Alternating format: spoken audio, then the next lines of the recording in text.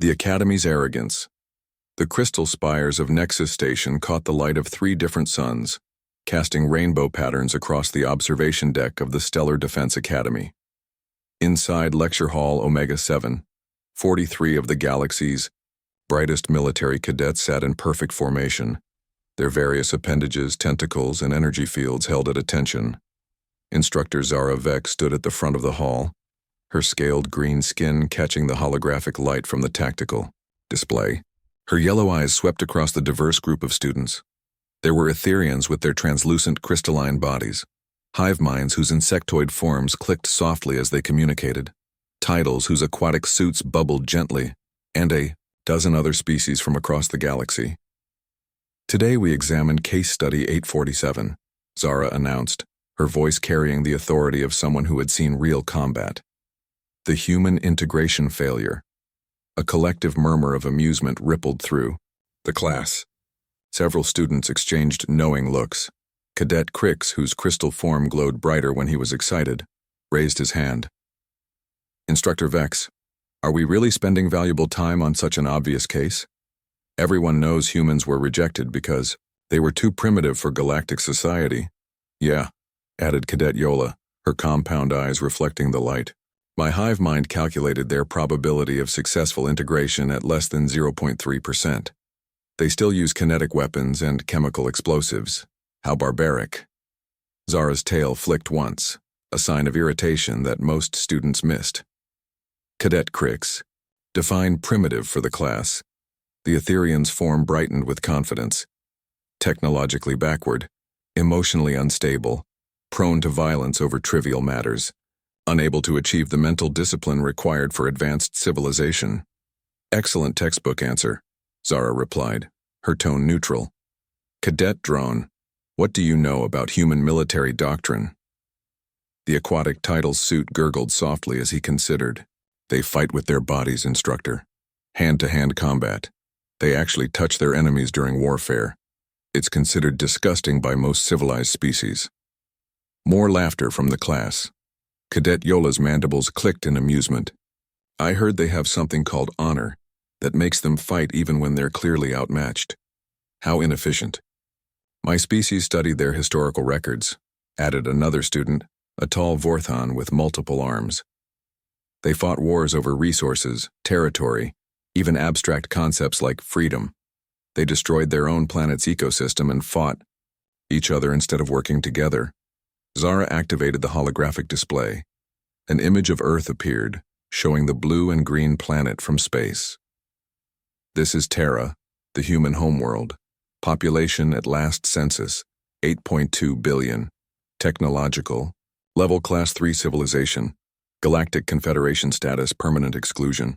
Permanent exclusion, Crix repeated with satisfaction. That's reserved for species that are completely incompatible with galactic society. What did they do? Try to challenge the Confederation to single combat. The laughter was louder now. Students began sharing their own jokes about human primitiveness. I heard they eat dead animals, someone called out. They reproduce by physical contact. Added another, causing a wave of disgust to ripple through the class. They age and die in less than a century. How can you build a civilization with such short lifespans? Zara let the commentary continue, for several minutes her expression growing darker. Finally, she raised her hand for silence. Cadet Crix, you seem to know a great deal about humans. Tell me, what was the deciding factor in their exclusion? The Etherian's form pulsed with certainty. Obviously, their violent nature. They're too dangerous to be trusted with advanced technology. The Confederation probably decided they'd start wars with everyone. Ah, Zara said quietly. You believe they were excluded because they were too violent. Of course, Yola chimed in. My hive mind has calculated over 14,000 human conflicts in just their recorded history. They can't exist without fighting something. Fascinating, Zara murmured. She walked to her desk and picked up a sealed data cylinder. This contains the actual records of the Human Integration Review. Classified level Omega Black. I've been authorized to share portions of it with you today. The students leaned forward with interest, Omega Black classification meant the contents were restricted to the highest levels of galactic government. Before we continue, Zara said, inserting the cylinder into the display system, I want you to understand something. What I'm about to show you is not a joke, it's not entertainment, it's the most serious thing you'll study in this academy. Her tone made several students shift uncomfortably. Instructor Vex had fought in the Border Wars and the Syndicate Rebellion. She had seen real combat, real death. She never spoke lightly about serious matters. The Human Integration Review began 847 Galactic Standard years ago, she continued. At that time, humans had just achieved faster-than-light travel. They were eager to join the galactic community. Their first contact protocols were exemplary. Their diplomatic corps was professional and respectful. She paused, studying her students' faces. The initial review recommended full integration with a 5-year probationary period. What? Crix's crystalline form flickered with surprise. But they were rejected, permanently. Yes, Zara confirmed. They were. The question is why. The display changed to show official documents with the seal of the Galactic Confederation, Council. The review process was interrupted by an external event. Perhaps you've heard of it in your history classes. The Ravager War. A chill settled over the classroom. Every student knew about the Ravager War, though most had only studied it in passing. It was the darkest chapter in galactic history, when a species of pure destroyers had emerged from the galactic rim and begun systematically annihilating entire star systems. The Ravagers were unlike anything we had encountered, Zara continued. They didn't want territory or resources, they didn't seek to conquer or control. They existed solely to destroy. They would arrive at a system, strip it of all life, and move on to the next target. The display showed tactical maps of the galaxy, with red marks indicating destroyed systems. There were dozens of them, forming a spreading pattern of death across the outer rim. The Confederation's response was swift and decisive, Zara said. Our greatest military minds developed strategies to contain the threat. Our most advanced technology was deployed. Our finest warriors were sent to defend the galaxy. She paused, her yellow eyes meeting those of each student in turn. We failed. The word hung in the air like a death sentence. The Ravagers adapted to every tactic we tried. They countered every strategy. They destroyed every fleet we sent against them. In 6 months, they had eliminated 847 star systems and were approaching the core worlds. Cadet Dron's aquatic suit bubbled nervously. But the Confederation won, right? The Ravagers were defeated. Yes, Zara replied. They were defeated. But not by the Confederation. She activated a new section of the display. A tactical readout appeared showing the final phase of the Ravager War. At the center of the formation was a small fleet of ships with an unfamiliar design. These are human vessels, Zara announced. When the Confederation forces were in full retreat, when our military commanders were preparing to evacuate the core worlds, the humans volunteered to help. Crix's form flickered with disbelief. Primitive humans? With their chemical rockets and kinetic weapons, what could they possibly do against the Ravagers? That, Zara said softly, is exactly what the Confederation Council asked. The display changed again, showing a recording of the emergency council session. Representatives from hundreds of species filled the great chamber, their faces showing fear and desperation. The human representative was Admiral Sarah Chen, Zara continued. She was 34 years old, young even by human standards. She stood before the most powerful beings in the galaxy and made an offer. What kind of offer? Yola asked. She said that humans would take responsibility for stopping the Ravagers. In exchange, they asked for nothing except the right to join the Confederation after the war was over. The students looked at each other with confusion and amusement. So, they wanted to be heroes, Crix said dismissively. How naive. The Council's reaction was similar to yours, Zara admitted. They thanked the humans for their offer but explained that if the Confederation's best forces couldn't stop the Ravagers, there was nothing a primitive species could do. Logical, Yola agreed. Why waste time with an inferior military force? Zara's Tail flicked again, more sharply this time. Admiral Chen listened to the council's rejection, then she said something that changed everything.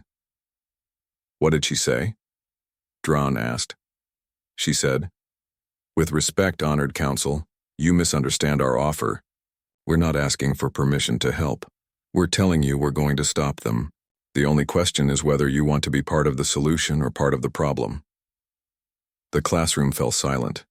Even by human standards, that was an incredibly bold statement to make to the galactic government. The council was surprised by her directness. Zara continued. They asked what the humans planned to do that the Confederation couldn't. Admiral Chen looked around the chamber at all the different species. Then she said something that made everyone stop laughing. What? Several students asked at once. Zara's expression grew grave. She said, "We're going to do what you can't. We're going to pay the price you won't pay. We're going to win." The council demanded to know what she meant. Admiral Chen's response was classified for nearly 8 centuries. She paused, studying her students' faces. They were completely focused now, their earlier amusement forgotten. "Tomorrow," Zara said, "I will show you exactly what Admiral Chen meant. I will show you what humans did to stop the Ravagers. I will show you why they were permanently excluded from the Confederation." She began powering down the display system. "But I warn you now, once you see the truth, you will never think of humans the same way again. You will understand why they are the most feared species in the galaxy." Feared? Crix's form pulsed with confusion. "But they're primitive. They're weak." Zara turned to face him directly. "Cadet Crix, let me ask you something. What's the difference between being unable to do something terrible and being unwilling to do something terrible?" The Etherian considered this. I'm not sure I understand the question." "You will," Zara replied. "Tomorrow, you will understand completely." She sealed the data cylinder and locked it in her desk. "Class dismissed. I suggest you spend this evening reviewing your courses on military ethics and the rules of warfare. Tomorrow you'll learn why those rules exist." As the students filed out of the classroom, their usual chatter was subdued. Something in their instructor's tone had disturbed them. They were used to studying historical battles and tactical formations, but this felt different. Cadet Yola lingered at the door. "Instructor Vex, are humans really that dangerous?" Zara was quiet for a long moment. "Cadet Yola, humans aren't dangerous because they want to hurt you. They're dangerous because they're willing to hurt themselves to save you.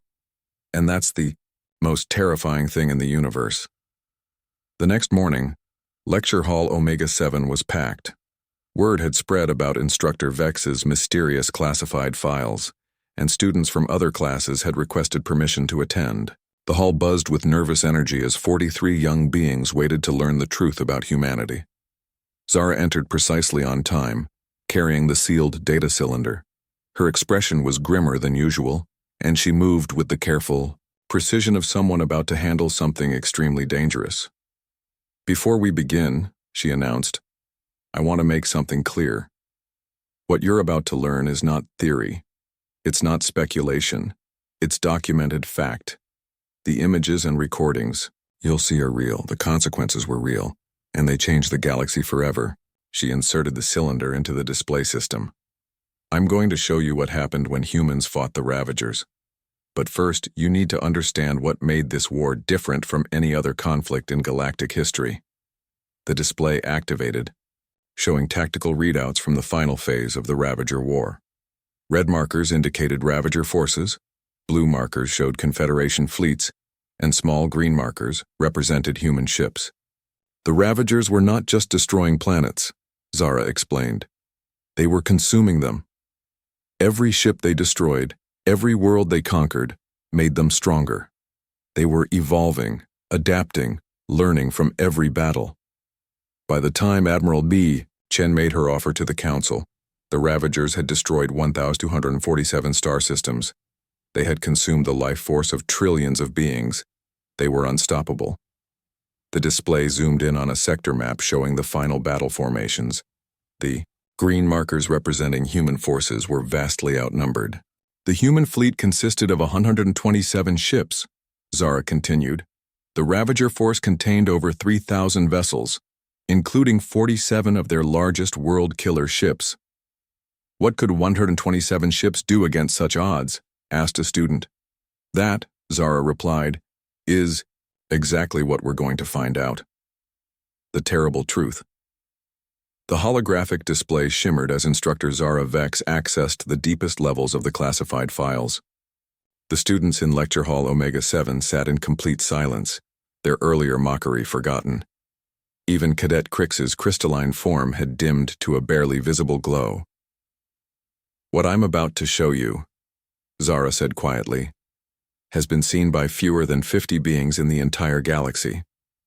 It's been classified not because it reveals military secrets, but because it reveals something about humanity that the Confederation decided was too dangerous for general knowledge. She activated the first recording. The display showed the bridge of a Confederation command ship. Admiral Thorne, a massive cephalopod with 12 tentacles, was visible at the center of the chaos. His usually composed demeanor had cracked under the pressure of imminent defeat. This is the final command briefing before the Battle of Kepler's Gate, Zara explained. The Ravagers were 3 days from reaching the core worlds. Every major Confederation fleet had been destroyed or scattered. This was our last stand. In the recording, Admiral Thorne's voice echoed through the bridge speakers. All remaining forces fall back to defensive positions around Terra Nova. We'll make our final stand there. Sir, came a voice from the communications officer. The human fleet is requesting permission to engage the Ravagers at Kepler's Gate. Thorne's tentacles writhed with frustration. Negative. Tell the humans to retreat with the rest of the fleet. We can't afford to lose any more ships in a hopeless charge. Sir, Admiral Chen says they're not requesting permission. They're informing us of their intentions. The recording captured Thorne's expression of disbelief. Patch me through to the human flagship. The display split to show Admiral Sarah Chen on the bridge of the human vessel UES Indomitable. She was young, as Zara had mentioned, with dark hair pulled back severely and eyes that held no trace of fear. Admiral Chen, Thorne's voice boomed through the speakers. You cannot engage the Ravagers with only 127 ships. It's suicide. Chen's response was calm, measured. Admiral Thorne, with respect, suicide implies we have a choice. We don't. If the Ravagers reach the core worlds, civilization as we know it ends. Someone has to stop them here. Your ships are too few, your weapons too primitive, Thorne argued. Join the retreat, we'll regroup and what? Chen interrupted. Watch more worlds burn while we develop new strategies that won't work any better than the old ones? Thorne's tentacles coiled tightly. What can you possibly do that our combined fleets couldn't? Chen was quiet for a moment. When she spoke again, her voice carried a weight that made the entire recording feel heavier. We can do what you can't, Admiral. We can accept the cost of victory. The recording ended. Zara looked at her students, noting their confused expressions. What did she mean? Asked Cadet Drone. Instead of answering, Zara activated the next file. Battle recordings from the human fleet. These were transmitted to Confederation Command in real time. The display showed the tactical situation at Kepler's Gate. The Ravager fleet was massive, a dark cloud of destruction that seemed to consume the light of nearby stars. The 127 human ships looked impossibly small in comparison. The humans deployed, in a formation that violated every principle of galactic warfare, Zara explained. Instead of maintaining safe distances and using long-range weapons, they moved to close engagement range. That's insane, Crix whispered. At close range, the Ravagers could use their energy drain weapons. Exactly, Zara confirmed. The Confederation had learned early in the war to never get close to Ravager ships. They could literally drain the life force from our crews through our shields. The battle recording showed the human ships accelerating directly toward the enemy fleet. Energy beams lanced out from the Ravager vessels, but the human ships kept coming. Watch closely, Zara instructed. This is where human tactics become unique. As the first human ship was struck by a Ravager energy beam, something unexpected happened. Instead of the crew dying and the ship going dead in space, there was a massive explosion. The human vessel had detonated with the force of a small star, taking 3 Ravager ships with it.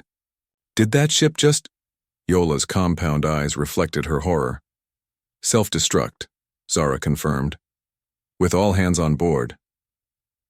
More explosions followed. Ship after ship, the humans rammed directly into Ravager vessels, detonating their ships at the moment of contact. Each explosion destroyed multiple enemy vessels but killed every human aboard. This is impossible. Drone's aquatic suit bubbled frantically. No species would sacrifice their own people like this. It goes against every instinct for survival. The Confederation Command thought the same thing, Zara said. She activated another recording showing Admiral Thorne's bridge as the battle unfolded. "Get me Admiral Chen," Thorne was shouting. "Tell her to recall her ships immediately." "Sir, we're receiving a transmission from the human flagship." Admiral Chen appeared on the screen again.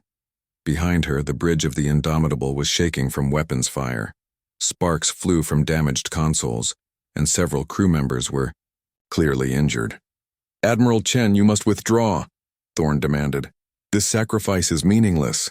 Chen's response was interrupted by an explosion that threw her against her command chair. Blood ran down her face as she struggled to stand. "Admiral," she said, her voice steady despite her injuries. "Do you know what humans call this type of battle?" "What?" Thorne asked, confused. "Tuesday." The transmission cut to static as the Indomitable exploded, taking a Ravager command ship with it. The lecture hall was completely silent. Several students looked sick. Cadet Crix's crystalline form had gone completely dark. "The battle lasted 14 hours, Zara continued. When it ended, all 127 human ships had been destroyed. All 38,000 human crew members were dead. But they had accomplished something that the entire Confederation military could not. The display showed the aftermath. Where the massive Ravager fleet had been, there was now only debris and scattered survivors.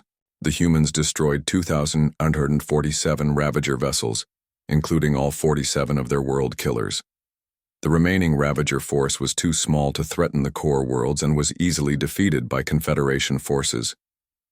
"But the cost," whispered Yola.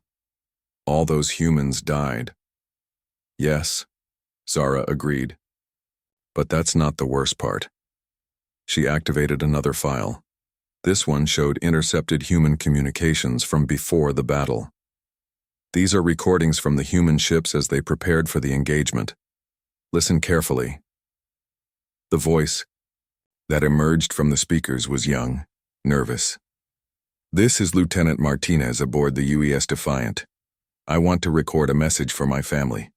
Hey Mom, Dad, little sister Maria. If you're hearing this, it means we didn't make it back from Kepler's Gate. I want you to know that we knew what we were getting into." Admiral Chen explained the plan to all of us.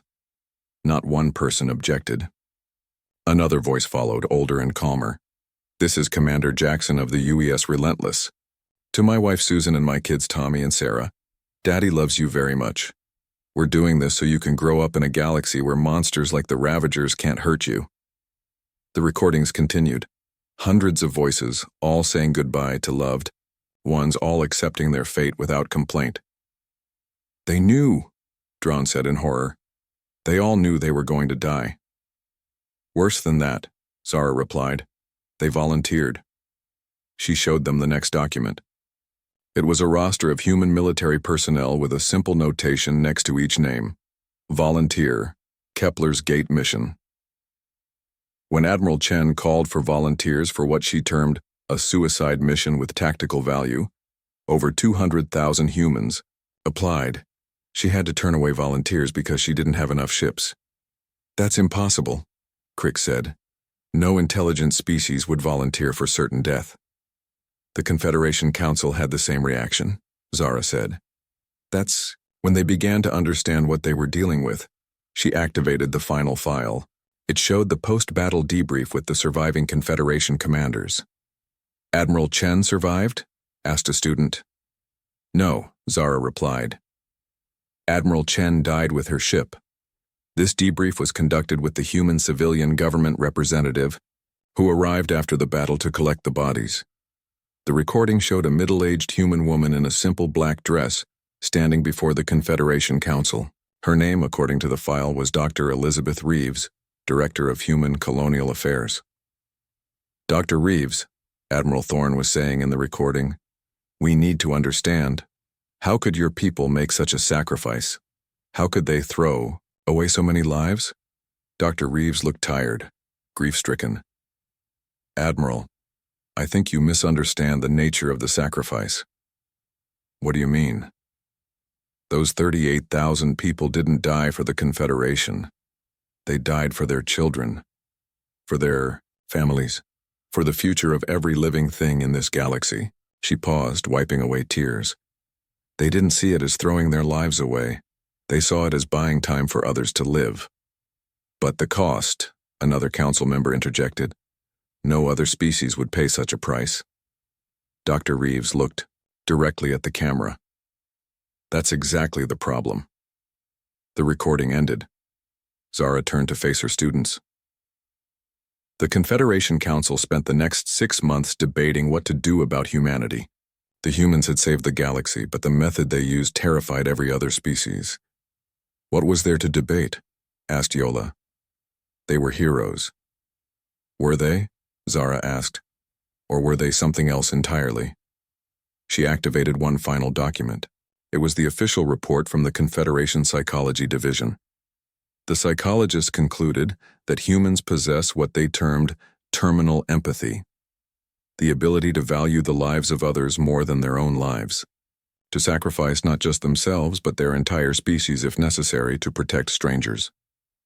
"That sounds noble," Drawn said uncertainly. "The psychologists didn't think so," Zara replied.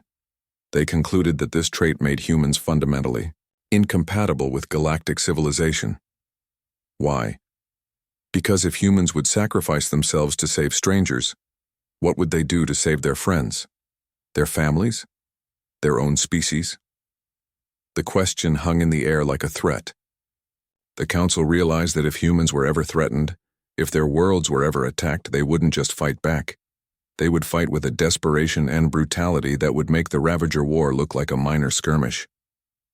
The final report recommended permanent exclusion not because humans were too weak for galactic society, but because they were too strong, too willing to pay any price for victory. Crix's crystalline form flickered weakly.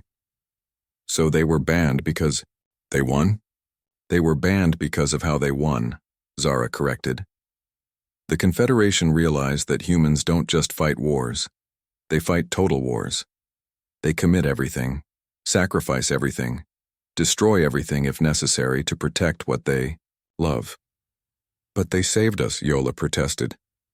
"Yes," Zara agreed, "and that's what makes them so terrifying." She sealed the data cylinder and placed it back in its container. The humans accepted the exclusion without protest. They returned to their home system and established a quarantine zone around their space. They've maintained it ever since. "Do they know why they were excluded?" asked a student. "Oh yes," Zara replied. Dr. Reeves's final words to the council were, "We understand your decision. You're right to be afraid of us. We're afraid of us too." The humans established the quarantine not just to comply with Confederation law, but to protect the galaxy from themselves.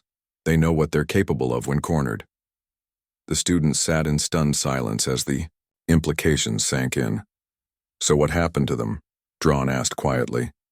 "They're still there in their home system. They've built a remarkable civilization in isolation. They explore, they create, they live in peace among themselves. But they maintain the quarantine because they know what would happen if they ever had to fight again." "Are they bitter?" asked Yola. "About being excluded?" "According to our monitoring stations, no. They seem to understand that sometimes the greatest act of love is staying away from those you want to protect." Zara looked at each of her students in turn. "So let me ask you again. Are humans primitive?" "No," Crix said quietly. "Are they weak?" "No." "Are they cowards?" "No." "Then what are they?" The students looked at each other, searching for words to describe what they had learned. Finally, Cadet Yola spoke. They're what we could never be. And what's that? Willing to pay the price that no one else can pay. Zara nodded slowly. Remember this lesson, cadets. True strength isn't the ability to destroy your enemies. True strength is the ability to destroy yourself, to save them. That's what makes humans both the most heroic and most terrifying species in the galaxy. And that's why they can never come home. The class ended in silence.